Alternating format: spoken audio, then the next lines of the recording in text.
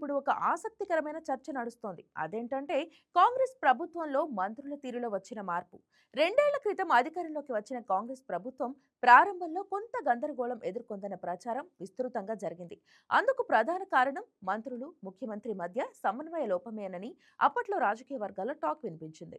అయితే ఇటీవల కాలంలో పరిస్థితి పూర్తిగా మారుతున్నట్లు రాజకీయ వర్గాలు గమనిస్తున్నాయి. ఇప్పుడు అదే మంత్రులు సీఎం రేవంత్ రెడ్డికి పూర్తిగా విధేయంగా పనిచేస్తున్నామని చెప్పుకునేందుకు పోటీ పడుతున్నారనే కామెంట్స్ వినిపిస్తున్నాయి. ఇంతకీ మంత్రుల్లో ఈ మార్పుకు కారణమేంటి? Let's watch this story.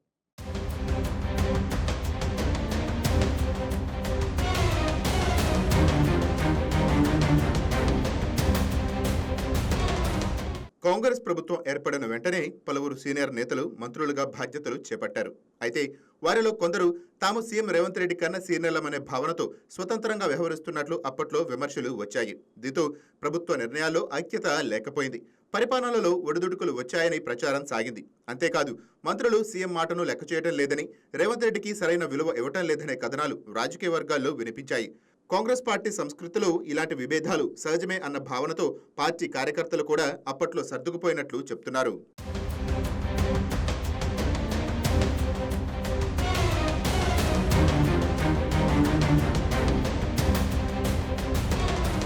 అయితే ఇటీవల కాలంలో పరిస్థితి పూర్తిగా మారుతున్నట్లు రాజకీయ వర్గాలు గమనిస్తున్నాయి. ఇప్పుడు అదే మంత్రులు సీఎం రేవంత్ రెడ్డికి పూర్తిగా విధేయంగా పనిచేస్తున్నామని చెప్పేందుకు పోటీ పడుతున్నారన్న వ్యాఖ్యలు వినిపిస్తున్నాయి. అంతేకాదు మళ్లీ కాంగ్రెస్ అధికారంలోకి వస్తుందని, రేవంత్ రెడ్డి మళ్లీ ముఖ్యమంత్రిగా కొనసాగుతారని బహిరంగంగా చెప్తున్నారు.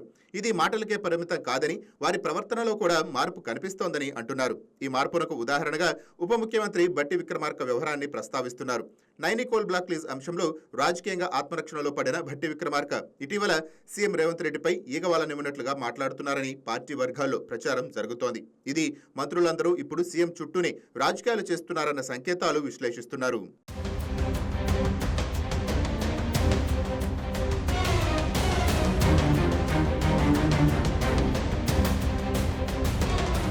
తెలంగాణ ముఖ్యమంత్రిగా రేవంత్ రెడ్డి ఈ 2 ఏళ్లు పూర్తి రాజకీయ పరిపాలన పట్టు సాధించారని రాజకీయ విశ్లేషకులు అంచనా వేస్తున్నారు.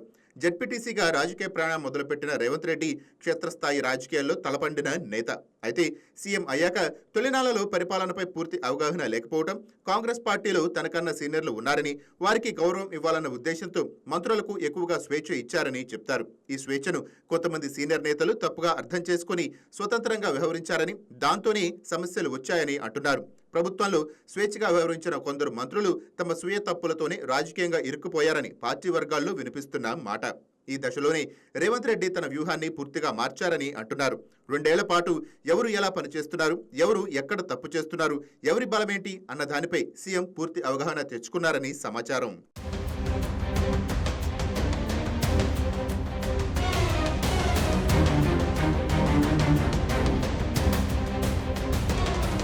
ఈ అవగాహనతోనే ఇప్పుడు రేవంత్ రెడ్డి మంత్రులకు అష్టదిగ్బంధం చేసేలా పావులు కదుపుతున్నారని చెప్తున్నారు. అంటే పూర్తి నియంత్రణ, స్పష్టమైన గీతలు, పరిమిత అధికారాలు ఇందుకు ఉదాహరణలుగా పలువురు నేతల వ్యవహారాలను చూపిస్తున్నారు. కాంగ్రెస్ పార్టీలో సీనియర్ హోదాతో మంత్రి పదవి స్వీకరించిన వరంగల్ మహిళా నేత కొండా సురేఖ ఉదంతం ఈ కోవలోకి వస్తుందని అంటున్నారు. తొలుత సీఎం రేవంత్ రెడ్డికి మద్దతుగా ఉన్న సురేఖ కొంతకాలంగా స్వేచ్ఛగా వ్యవహరిస్తున్నట్లు చెప్తున్నారు. అయితే ఆమె శృతిమించిన అధికార వినియోగం పార్టీకి నష్టం చేస్తోందని సీఎం గ్రహించారని సమాచారం. దాంతో సరైన మార్గంలో ఆమెను అదుపులో పెట్టారని పార్టీ వర్గాలు చెప్తున్నాయి.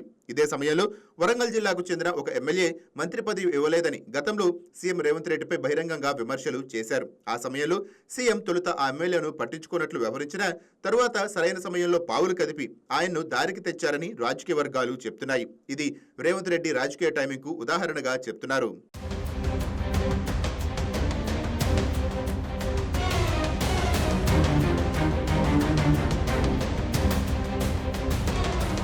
మొత్తానికి 2 ఏళ్ల పాలనలో సీఎం రేవంత్ రెడ్డి పూర్తిస్థాయి పట్టు సాధించారని, తనదైన శైలిలో తెలంగాణలో సరికొత్త కాంగ్రెస్ పార్టీని ఆవిష్కరించారని పార్టీ నేతలే వ్యాఖ్యానిస్తున్న పరిస్థితి. సీనియారిటీ కాదు డిసిప్లిన్, వ్యక్తిగత ఇమేజ్ కాదు కలెక్టివ్ గవర్నెన్స్ అన్న దిశగా కాంగ్రెస్ ప్రభుత్వం అడుగులు వేస్తోందన్న విశ్లేషణ వినిపిస్తోంది. ఇది ఎన్నికల వరకు కొనసాగుతుందా, లేదా మళ్లీ అంతర్గత కలహాలు తలెత్తుతాయా అన్నది చూడాలి. కానీ ఒక్క విషయం మాత్రం స్పష్టం, తెలంగాణ కాంగ్రెస్ లో ఇప్పుడు రాజకీయ ఆట నిబంధనలు మాత్రం మారుతున్నాయి.